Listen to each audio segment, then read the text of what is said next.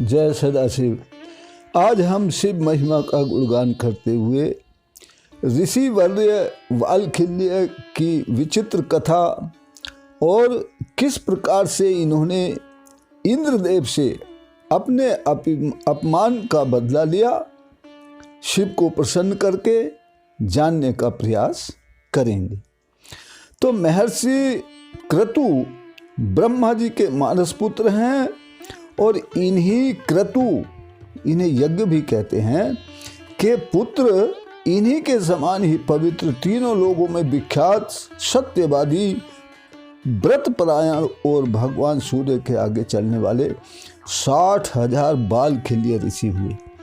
60,000 ऋषियों का यह समूह विशेष ही वाल्खिल्य के नाम से प्रसिद्ध है।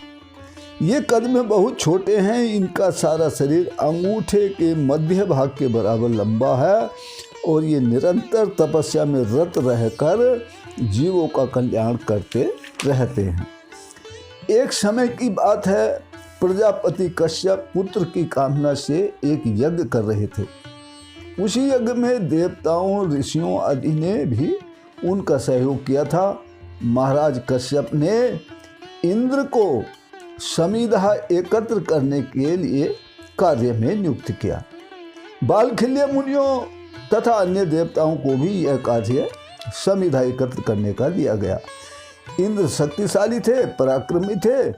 वे समिधाओं का एक पहाड़ जैसा बोझ बिना कष्ट के ही ले जा रहे थे, किंतु तपोधनी वाल्खिल्य मुनिगण कद में बहुत छोटे और बहुत कम बलशाली थे। इसके कारण सब मिलकर एक पलाश की टहनी ले जा रहे थे। यह देखकर अभिमान में आकर देवराज इंद्र ने उनका परिहास किया, उनकी हंसी उड़ाई और उन्हें लांघ कर उनके ऊपर से कूदकर शीघ्रता से आगे बढ़ गए। इंद्र के इस व्यवहार से वाल्खिल्य मुनियों को बड़ा दुख हुआ। उन्होंने अपने अपमान का बदला लेने के लिए तपोवन में जाकर तप करने का विचार किया।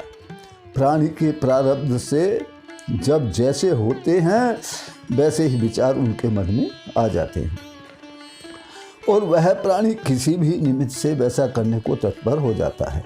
ऐसा ही वाल्खिल्यों ने भगवान शंकर की शरण में जाकर ध्यान मग्न होकर तपस्या करने का निश्चय किया और तपस्या करने लगे। भगवान भूतनाथ में भक्ति भाव होना जीव के भावी विभूति का हेतु होता है, जो कि देवताओं के लिए भी दुर्लभ है। मनुष्यों में तो कठिनता से या प्रभु की प्रेरणा से यह संभव हो सकता है।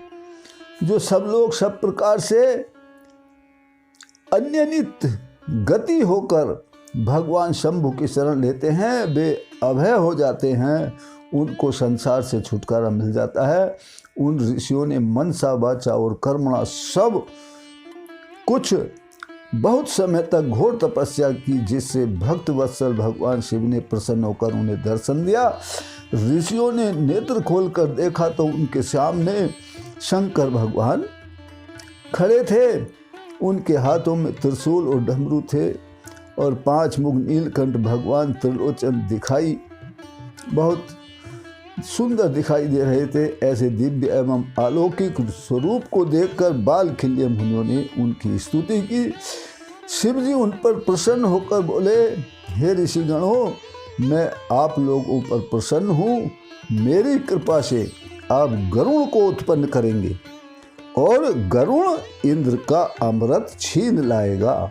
इससे आपके अपमान का बदला मिल जाएगा। वाल्खिल्य ऋषि महादेव की कृपा से प्रसन्न होकर मन से अपने आश्रम को लौट गए और मनोरथ की सिद्धि पाकर अत्यंत संतुष्ट हुए, बहुत ही प्रसन्न हुए। इस प्रकार उन्होंने इंद्र से अपने अपमान का बदला लिया प्रभु शिव की कृपा से या प्रभु शिव की भक्ति से। परमपिता परमात्मा सदाशिव हम सब के भी मनोरथ पूर्ण करें, हम हमारे मनोरथों को भी सिद्ध करें। इसी प्रार्थना के साथ फिर मिलते हैं अगली वीडियो में। तब तक के लिए जय सदाशिव।